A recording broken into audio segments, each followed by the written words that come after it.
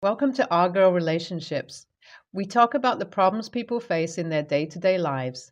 Let's start with the video. So, I'm a 50 going on 51-year-old male who lives alone. My wife, with whom I had a son, left me pretty early in our marriage, and I haven't met anyone after that with whom I'd like to settle down. Although my current life is a great one without any worries of financial or any other kind, my life when I first got married and had a child was way different. I was an alcoholic back then, and I'm not proud of the things I did. Days used to pass by without me realizing, and I couldn't hold a job for anything.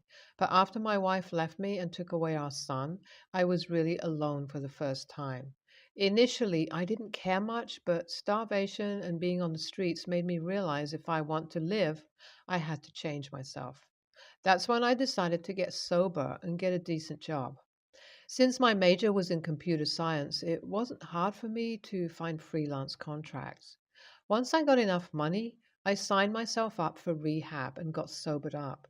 But even after all that, I didn't try to contact my wife or child.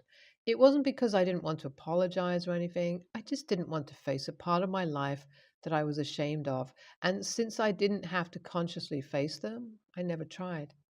I kept living my life and doing better.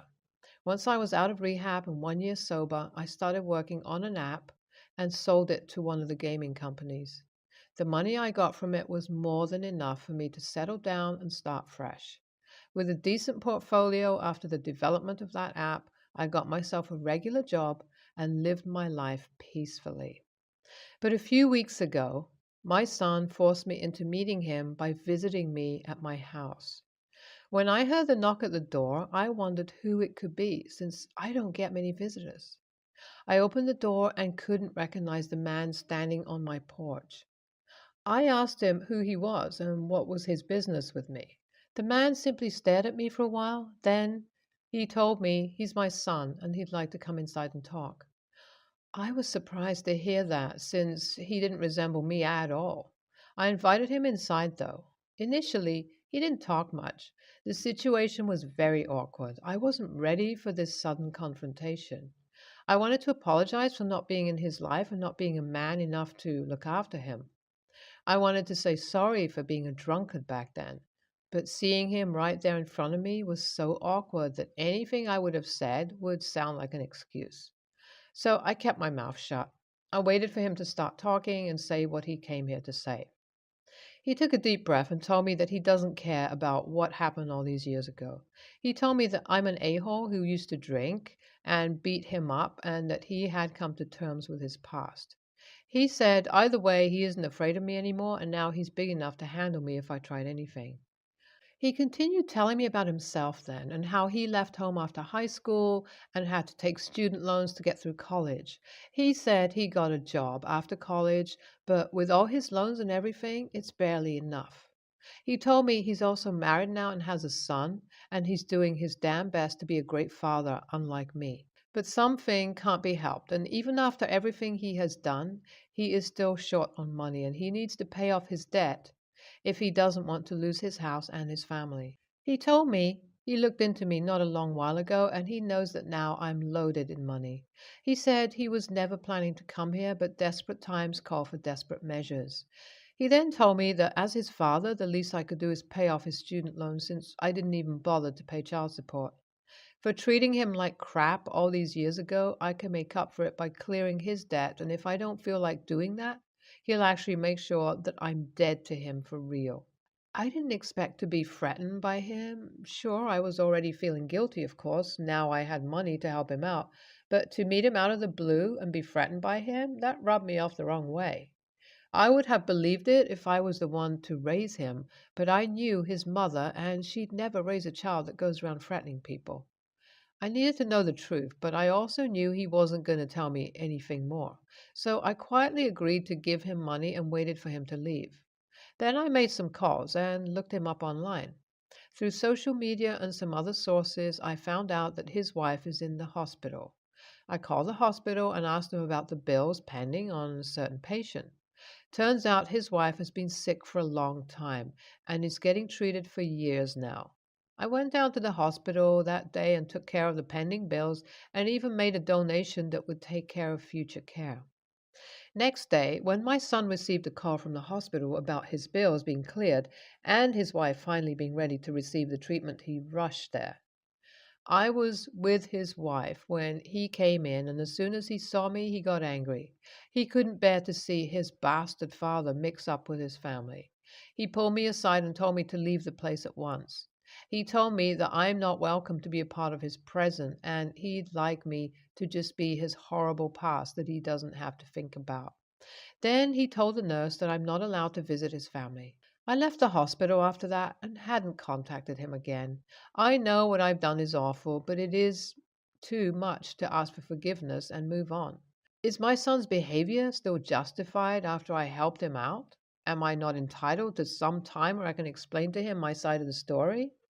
I tried contacting my son again and again after he kicked me out of the hospital. Now that this chapter of my past life was opened, I couldn't just leave it at that.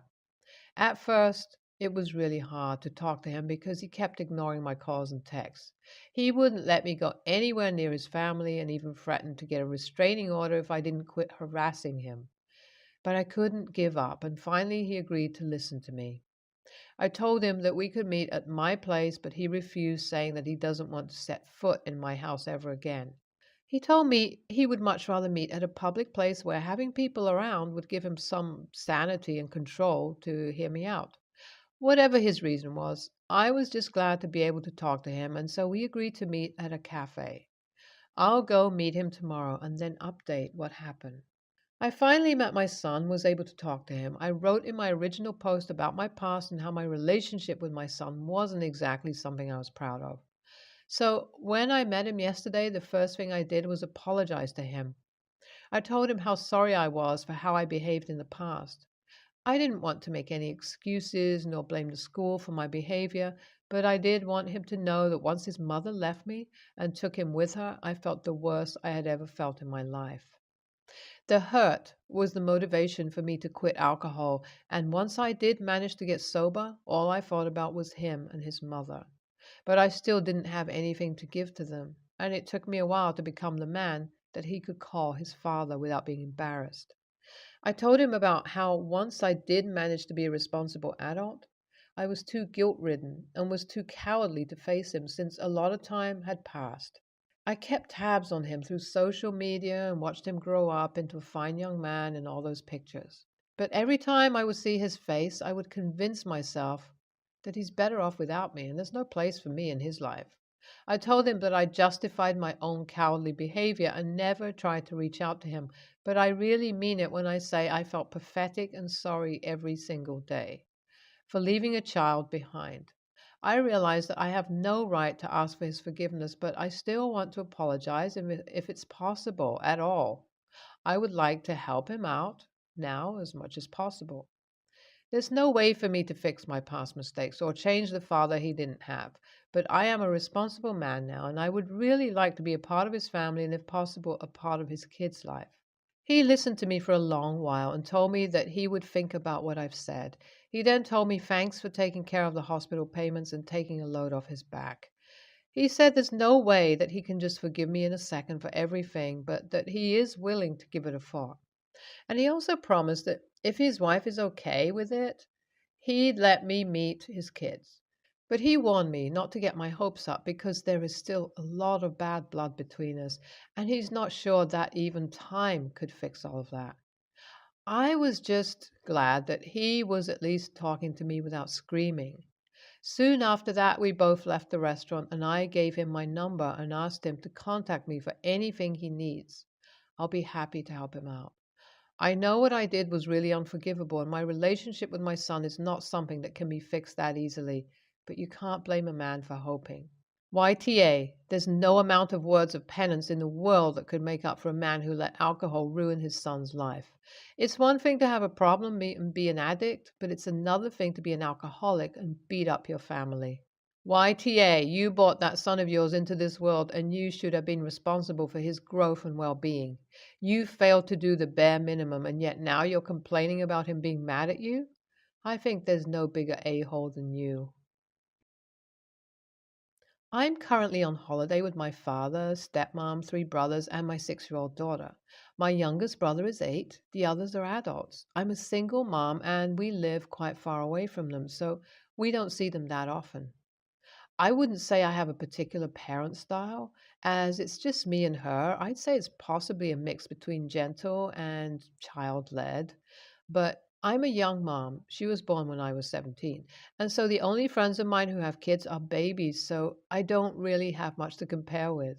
I'm aware I could possibly be too relaxed with her in comparison to other parents, but she's a very well behaved, kind, and confident kid, so I'd like to think whatever I'm doing is working. But like I said, I don't have much to compare it to, so I could be wrong. In comparison to my father and stepmom's parenting, it appears very relaxed. I give my daughter the choice on what she wants to do every day, using when she's in the kids' club to do what I want to do. I let her choose her meals from the buffet, though insist on at least a certain amount of salad. And as we're on holiday, I've increased her bedtime by an hour so she can go to the kids' disco every evening. I thought all of this was pretty reasonable, but my dad and stepmom asked me to change my rules on the morning of day 3 of the holiday. Their reasoning for this is that their son is jealous that he couldn't have pizza for dinner, doesn't get to go to the disco in the evening, and didn't get to go to the beach because they wanted to go to the markets. I told them that he's always welcome to come to do what me and my daughter are doing if they want to enjoy the holiday and do different, less child oriented things, and they said this wasn't the point. I outright refused to change the boundaries and choices I've outlined for my daughter, and I told them that it didn't feel fair to me to start limiting my daughter's holiday when she's had no problems herself so far. It felt a little like punishing her for no reason. They got really upset and said I was being unfair to my brother as he was upset. I apologized and told them I regretted not having the thought to discuss things like this before, but told them I wasn't going to change my daughter's days. They were obviously angry, but walked away and texted to say they were going to start sitting at separate tables for meals and are also obviously avoiding us throughout the day. One of my brothers has sided with me and hangs out with us, and the other with them. They both want the other to apologize so we can start hanging out all together. Though I want this, I really don't want to start limiting my daughter's freedom. My other brother told me my stepmom had called me a bitch over dinner for not budging and ruining the holiday for everyone. All of us paid for the holiday. My father and stepmom paid more as it's a price per person, including my youngest brother. There's 3 of them. They also paid for one of my older brothers. I paid for myself and my daughter and one of my brothers, the one who sided with me. They're both students, so couldn't afford the price on their own, and we all wanted to go on a holiday together. But my dad and stepmom couldn't afford both. You're clearly NTA. They're being bizarrely authoritarian for no practical reason and are angry that you've shown them up.